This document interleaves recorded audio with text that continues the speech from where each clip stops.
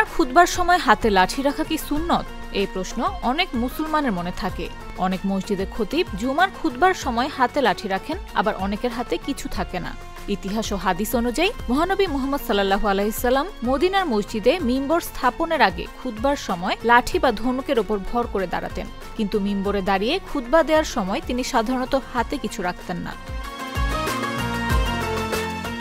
কিছু ফকি খুতবার সময় হাতে লাঠি রাখাকে মুস্তাহাব বলেছেন, তবে এটা সুন্নত বা জরুরি নয়। তাই কেউ চাইলে খুতবার সময় হাতে লাঠি রাখতে পারে, না রাখলেও সমস্যা নেই। জুমার নামাজ শুদ্ধ হওয়ার জন্য খুতবা অপরিহার্য। খুতবা ছাড়া জুমার নামাজ আদায় হয় না। ইমাম কোনো ওজরের কারণে বসে খুতবা দিতে পারেন, যেমন শেষ বয়সে হযরত ওসমান রাদিয়াল্লাহু আনহু ও হযরত মুয়াবিয়া রাদিয়াল্লাহু আনহু করেছেন। তবে ওজর ছাড়া বসে খুতবা দেয়া সুন্নতের পরিপন্থী ও মাকরুহ। তবে সব শেষে জুমার দিনে খুতবার আগে মসজিদে পৌঁছানোটা আবশ্যক। আল্লাহ তাআলা কোরআনে নির্দেশ দিয়েছেন, যখন জুমার দিনে আহ্বান করা হয় তখন আল্লাহর স্মরণের দিকে ধাবিত হও এবং বেচা কেনা বন্ধ করো। যদি কোনো কারণে খুতবা শোনা সম্ভব না হয়, জুমার নামাজ আদায় হবে, তবে পূর্ণ সওয়াব পাওয়া যাবে না। নিউজ ডেস্ক, জাগো নিউজ।